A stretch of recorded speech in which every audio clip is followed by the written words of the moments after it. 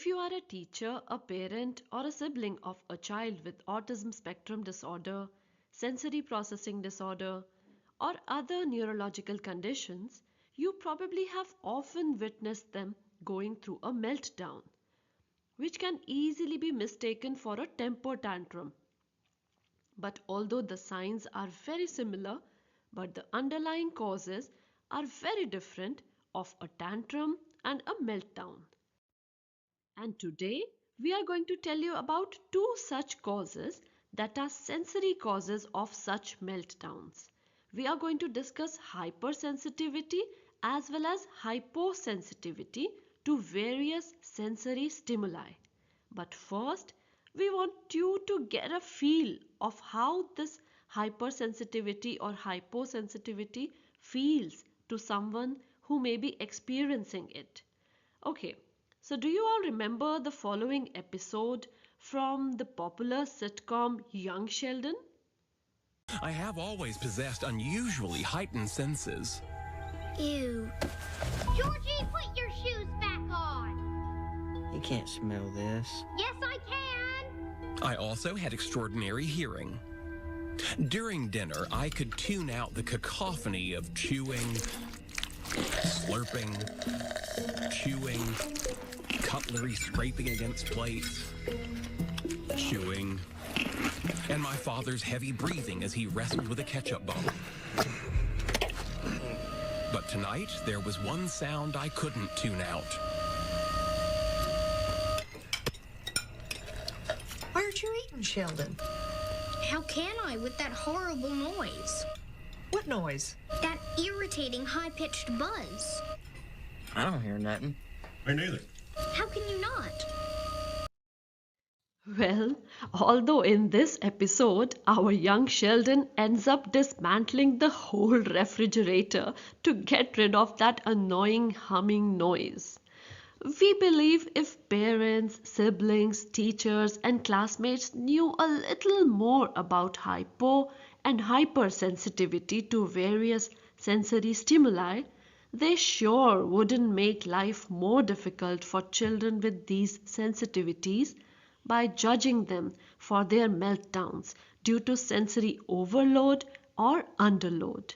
Hence, coming back to our today's topic, what is hypersensitivity?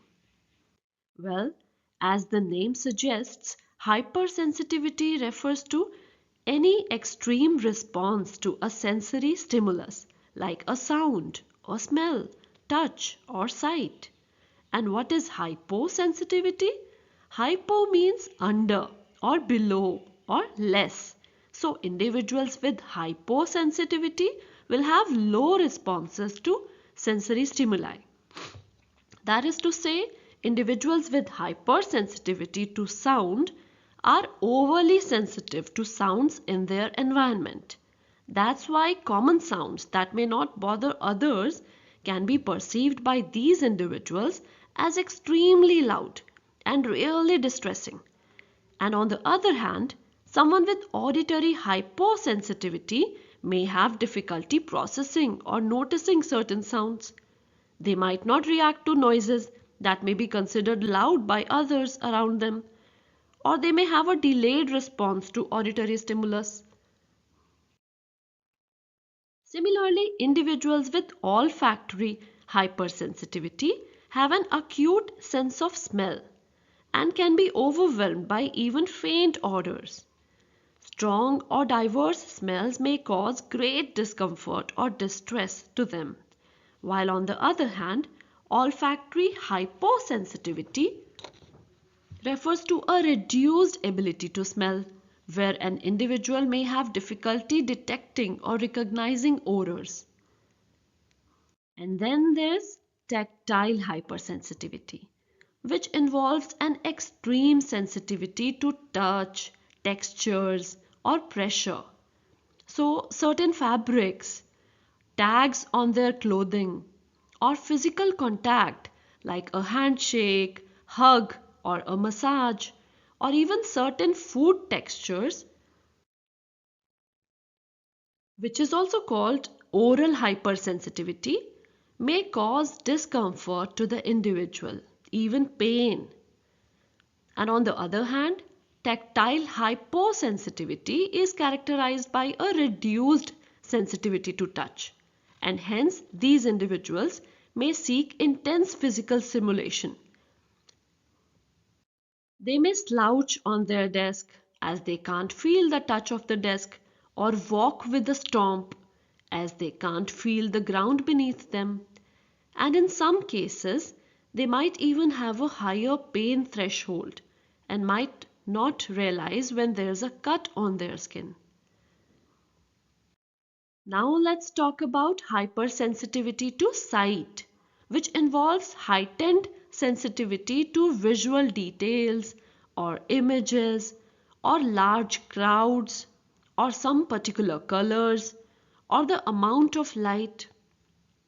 Individuals with visual hypersensitivity may find it difficult to concentrate if the speaker is wearing bright colors or large earrings or bindis on the forehead, or if there's a change in the way things are usually arranged in the classroom, or if there are bright lights in their environment, maybe during festivals. And conversely, visual hyposensitivity can manifest as a reduced sensitivity to visual stimuli. These individuals may not notice subtle changes in their visual environment or may have difficulty focusing on specific details. It's important to note that individuals can experience hypo or hypersensitivity in one or more sensory domains. That is to say, a person can be sensitive to sounds as well as smells, and these sensitivities can vary widely among individuals. If you suspect sensory processing issues, consulting with healthcare professionals or specialists such as occupational therapists can help in assessment and development of appropriate strategies.